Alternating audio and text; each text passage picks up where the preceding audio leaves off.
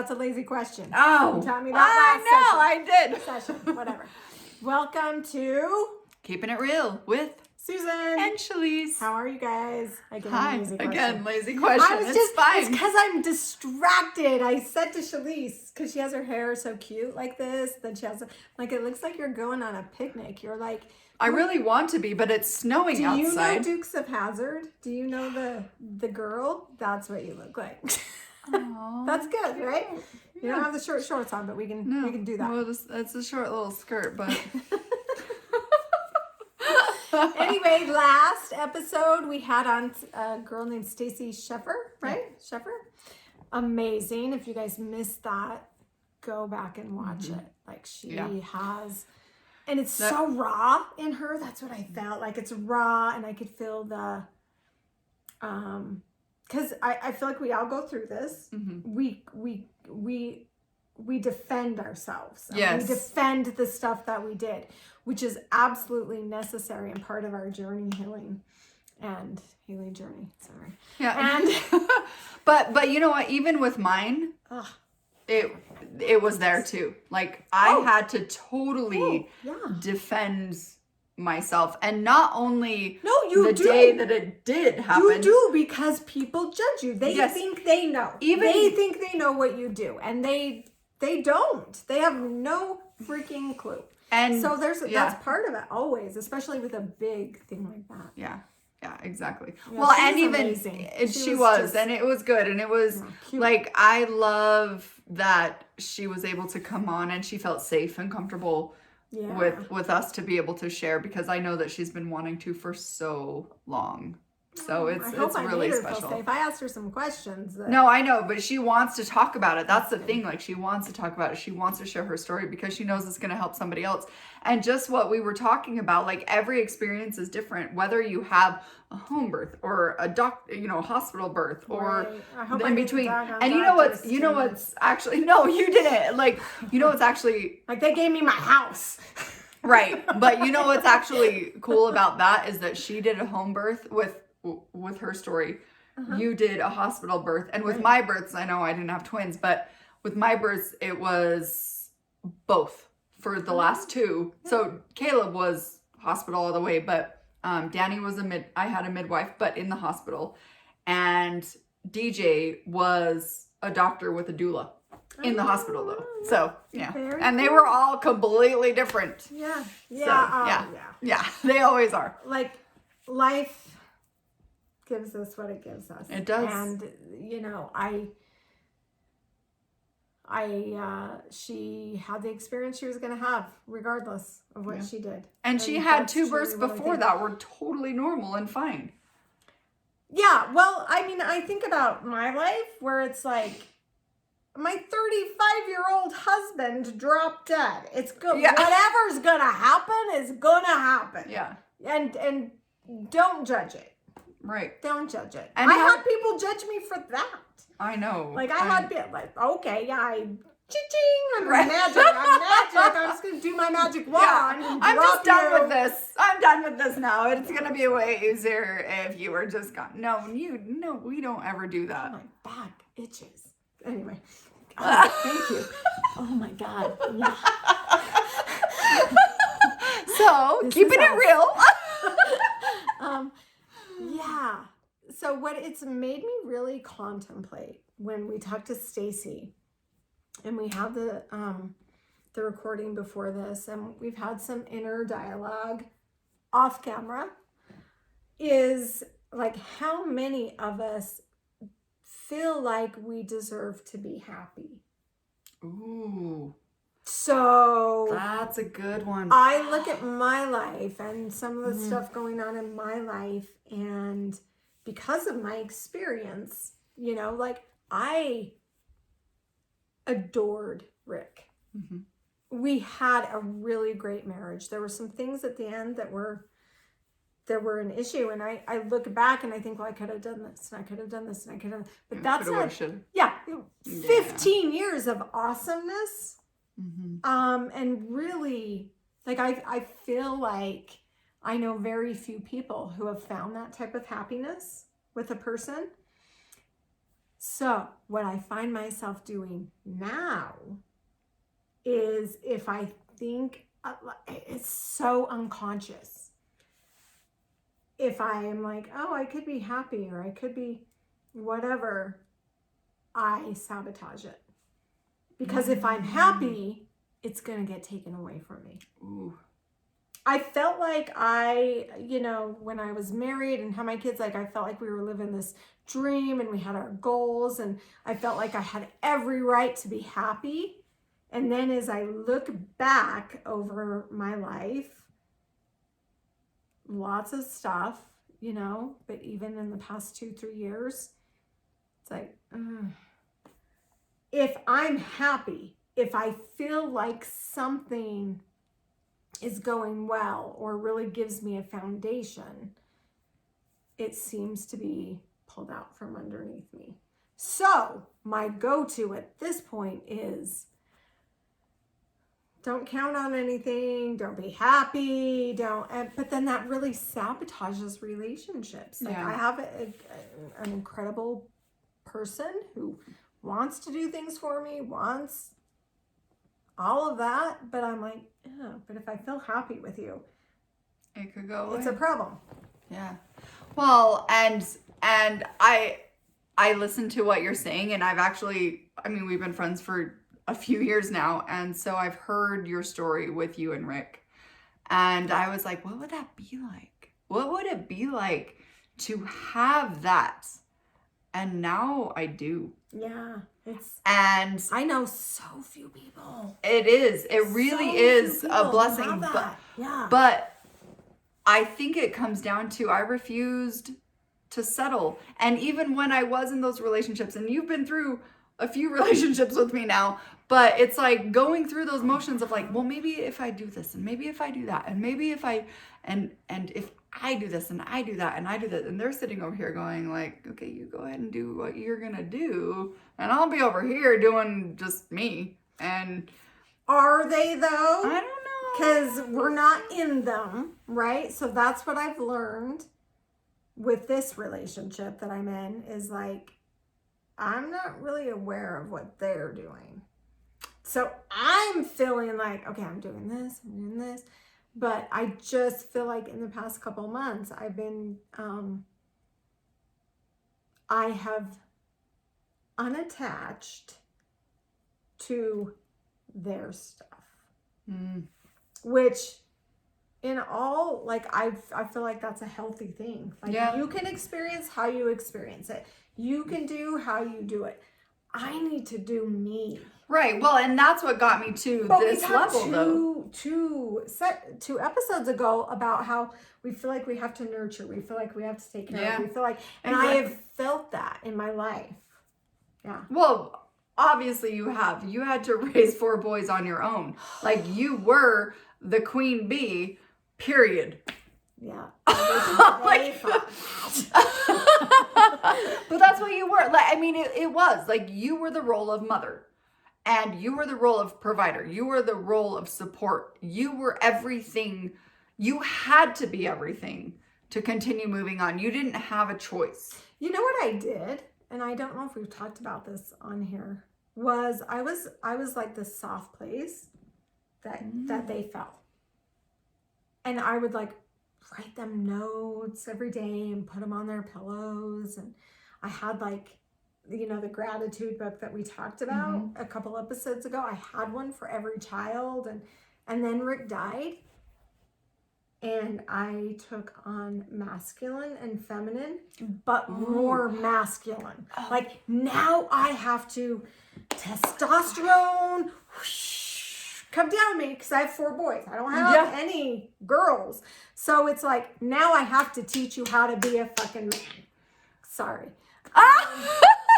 So actually there is an amazing book. And I like 3 years, I don't know, 3 years, a year ago, I'm like, I want to be me. I want to be a girl again. I want to be the loving, nurturing kind. But my kids, I feel like don't trust me in that role.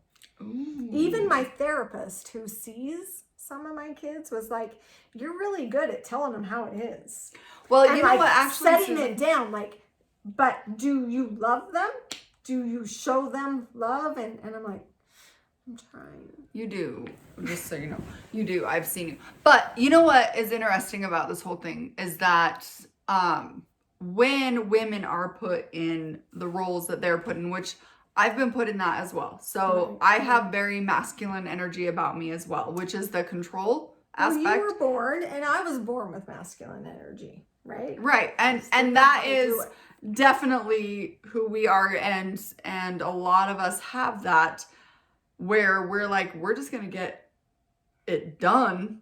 We're going to do it. And we don't need to have anybody else to support us because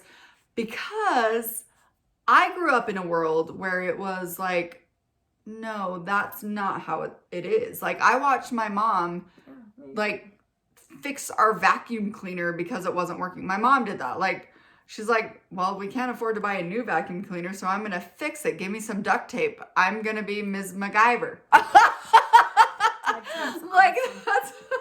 Duct tape fix everything. Right, everything. Give me some tweezers and some duct tape. I'll get it done. But I grew up with that, and knowing that as a woman, it's your job to fix it. Ooh, this is... I hope my mom's not watching this. My mom is watching this, so that's a shout out to you, Mom. Like, my family's never watched stuff like this that I've done. I've done lots of energy stuff. I've done lots of, and so my family has been watching this, and I'm like, ugh. How does that make you feel? I'm very private. I'm a very private person. So if you and I are just talking about things like this in our conversations with people that I don't know, for some reason, that's okay. Well, it did take you 3 years to get here. Yes, it did. Was it 3 or 5? Like, I don't even know. But when I'm like 4.5, we'll go in the middle. I have a fabulous brother. I love him. He's so awesome. When he called me a few weeks ago and said to me, like, you made this statement on Keepin' It Real. Was that about me? And I said, are you watching that? What did I say? I was like, no, I knew exactly what he was talking about. And then the answer was no. But, like, I've had a few of my siblings and a few, like, saying they're watching this. And so that has been, yeah. So, my mother, I love you. She was not a person who would do that. From my perspective. So she was more feminine. Maybe. The more the feminine energy, the softer. No? I wouldn't even call her that. Sorry. Yeah, I'm going to pass. Well, you know what I saw? She was home. She would she took such good care of us as far as taking care of our needs and providing for what you get so many freaking... We're recording on Chalese's phone. She gets so many notifications. I have a birthday party for my son that's coming up, and that's the family chat that's coming through. Gotcha. Anyway. So, you're saying your mom took care of stuff. No, she did. But you know what's interesting? So even though she did that stuff, I always felt like I was the mom. Sorry, Mom, this is going to be a trigger for you. My mom doesn't watch it. But the thing is, yes. Well, my mom is a good mom. We're all good moms. We're all good moms. It's just different. No idea. And like, my kids are probably going to be messed up when they get older as well. We can only hope that what we're doing now is what we're doing now is the best we can. But my kids say stuff to me, and this is my answer. My job is to screw you up. So you have to figure it out as an adult. Yes. And I'm doing a fine job. And on that note, we're going to take a break and be back. with more ways to screw up your kids. Yes.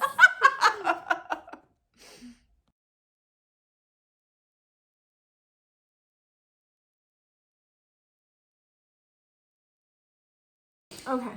Welcome back to Keeping It Real with Susan and Chalese. Nice. Nice. Oh, yeah. So we were talking about if we feel like we deserve to be happy Yes. and taking care of other people. Yes. And also and roles, like and mother roles, yes. father roles. And the masculine and feminine. Yeah. So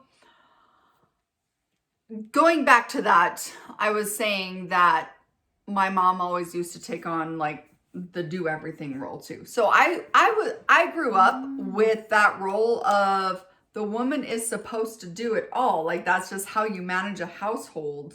So do it all at home? So No, like she was working lawn too. mowing, trimming, cooking, fixing shit. All of it? Pretty much. Oh. That was not. No, that's not how you grew up. My mom cooked and she did like she made sure we had Monday we had hot cereal, Tuesday we had pancakes, Thursday we had French toast. Like it was like that, and same with dinner. My mom always made us breakfast. Like I always remember her like whatever breakfast we had, she would make. But so she had a daycare in our home for a few years until I was about 11 or 12. Mm-hmm. And then life happened with us, and she had to go back to the workforce. And actually even with that, she was doing in-home healthcare, including her daycare as well. So I grew up knowing that my mom was there and I was helping her with her daycare. So I had 2 little brothers and a daycare to help my mom with. Like I was a little mom at like 5 because I was helping mom. Like I was mom's assistant. I'm thinking of your energy and I'm like, yep. Yep. Yeah, no, that was me, and it was good. Like I loved spending the time with my mom. My mom, there were so many amazing things that my mom instilled in me, like music and really like stepping up to the plate and being like not like you do what you need to do to survive. That's what I love most about my mom. That was not my mom. And it got to a point, and I want to hear your story too if you're wanting to share. I don't know if you are or not, but what happened is that when it got to that point where my mom couldn't do those things because she has an eye condition, and so lots of things happened and she started going blind, she had to live with me for a long time. 6 years she lived with me, which was really convenient. She felt trauma. She did. She had trauma. She felt there everything were we've things been talking about. Like, and there was a moment. Judgment. Yes. Yeah. And there was a moment where she digressed. And it was a lot because of me, because of who I am. And I'm like, no, I'll just handle stuff. I'll take care of it. I'll do it. And it enabled her a lot. The one good thing, though, I will shout out to my mom is that she just needed it. She maybe. No, look at you turning that around. No, maybe she she did. Like to breathe because she'd been doing it for so long. Yeah, that's a good point. And maybe you were the vessel that allowed her to be able to sit with herself and really take it in and be able to gain the energy to do it again. I mean that could be it. No, actually, maybe you were now that her blessing.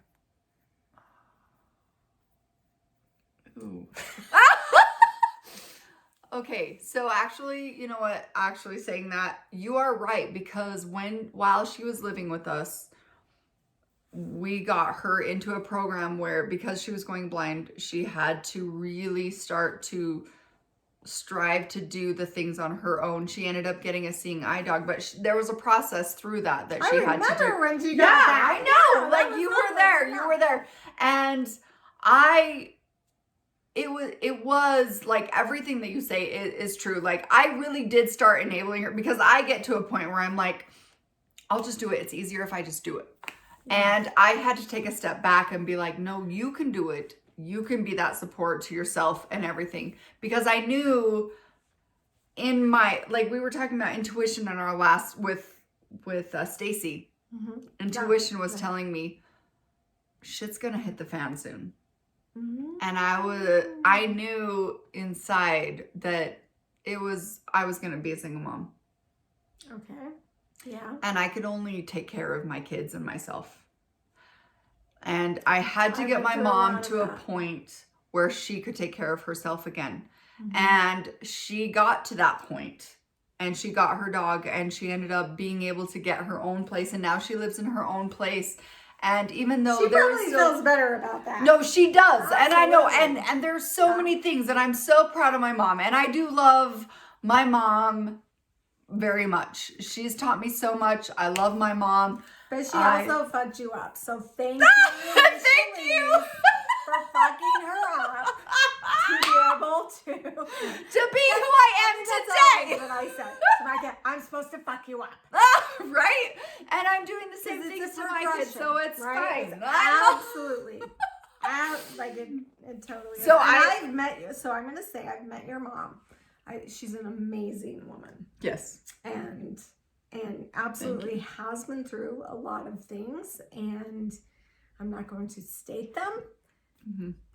But you know, she's still here. She's pushing through, and as an outsider, I can look in and, you know, see all that. It's a little, you know, it's always different as an outsider. Sorry. It absolutely is. Looking in, but like, I mean, and the same with your mom. Like I've met your mom before as well. Yeah, the moon class. Oh. I actually didn't even know it was your mom. Really? Until like later on, and you're like, "This is my mom." I was like, "What?" But that was almost. Oh my gosh, that was like a year and a half ago. A couple of years ago. Yeah. Yeah. Oh no, it would be. Oh, yeah. Quarantine made everything go weird. Anyway. Yeah, it totally did. So our jobs as moms is really to create situations for our children to learn. That's the whole job. If you're a mom or a dad, you just have to mess them up enough to be able to have them do self-work as an adult. So you're succeeding. Yeah, good job. So actually, I want to ask you something, because on this note, because I look at my kids. I'm being facetious, yeah. Yeah, I know you are. But I look at my kids and I'm like, oh my gosh. Like, I know they're still young, but their life compared to my life at their age, so easy. So easy. Oh yeah, mine are opposite. My life compared to their life at this age is... Oh, that's interesting. Very... That could be a whole show in and of itself. Yeah. But... Yeah, no. My kids, like my dad's still alive. Oh, yeah. Okay. You know, he's still there to give me support and consult with, and I can call him. You know, a lot of my children, because I have so many, have come to me in the past little bit and have said, like, I'm really mourning. Not so much, like they don't say mourning, struggling. Not so much like dad, because they're like, do we know him? And that's something I am trying to really, which is probably the same with you. Like your kids don't know Caleb. No. My kids, they only had, you know, my oldest child only had 14 years, where I had like 17. And he was my partner, right? So... You know, my children have said, like, I am mourning or struggling with not having that father figure. I see this friend and this friend and this friend and this friend. They all have their dads. I don't even know what that means. And, like, I'm not equipped to do some of the stuff that a dad does. So it's been really interesting. Just that is interesting. Because we're 10 years out, right? So for them, like for the first 5 years-ish, they wouldn't talk to me about it because I would cry. And they wanted to protect me, right? Ooh. So here we are, and they're able to say some of the stuff. Ooh, that's interesting because I became more of a protector in my family than I was a child. Wow, yeah. So that is what interesting. And do you know what would be really cool? Is if we, so in that opposite thing, Danny would be a really cool subject to talk to about how she feels about having a mom that is dealing with a child who's passed away, because a lot of times I feel as a mom like I'm spending so much time grieving or focusing or processing the death of Caleb. Right. That sometimes I do honestly feel like I'm not present. Doing That's it, the word. Yes. Huge. Like And you whatever probably traumas. you probably feel that with your spouse. Like I can imagine that with Brent. If we were together 17 years, when we were together 17 years and losing him, the trauma that would cause in me. 4 kids later, And I did. So it's crazy. No one can get it. no one gets it because no one is in the same club, even though so many people are in a similar club. But the grief, the trauma, even with my mom, as we're talking about it, like my mom didn't lose her spouse, but she lost her spouse. Oh, yep. I didn't lose my parents, but I lost my parents. Yep. And my kids probably feel that. Like, if you think about it, so I have my trauma. I have mine because I lost the love of my life. And at 35, like, holy shit, like, how many, like, we live forever, is my thinking. Most people are like, we don't live forever. So they lost their mom and dad because their dad was gone, but the mom they knew also gone. Yep. And as much as I feel like, yes, I continued, I did what, like, systematically what needed to be done. I got them to their practices. I got them to their schools. I got them to everything they needed to be, which was a lot. I had 4 kids on different teams and different, sports is huge for us. My kids will be like, they'll say to me like, God, you spent so much time in your room after dad died. Like, that's all you did. And I was like, that's not how I see it. Right. Like, I was constantly driving all of you guys to the things that I felt like could help you manage that sorrow and anger and anguish and Isn't it? And I did the best I could. Right. So can they look at me and say you did the best you could as a mom? Can I look at them? It's. Yeah. I mean, everybody's story is so different and everybody's experience is so different. And if we could talk to your kids, maybe one day they'll. We should, because we're gonna have Danny I would on love. here. We should. Totally gonna have Danny. Yeah, we're gonna have Danny on here. Answer. Oh no, I know. I told her. I told her. I know. I told her, by the way. I was like, so just so you know, because honestly, like, my Danny has been writing, like, she's in 7th grade now.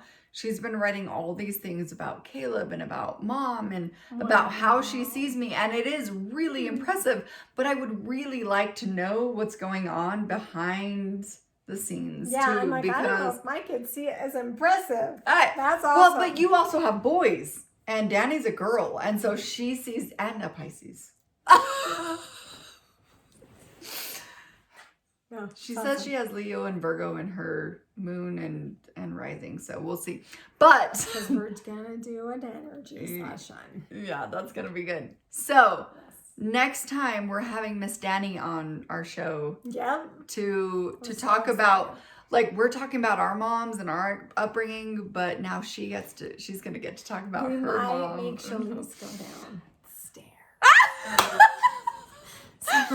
But we'll let you know next week, and it will be fun and exciting so and fun. really ripping. I'm excited to talk to open. her. Okay.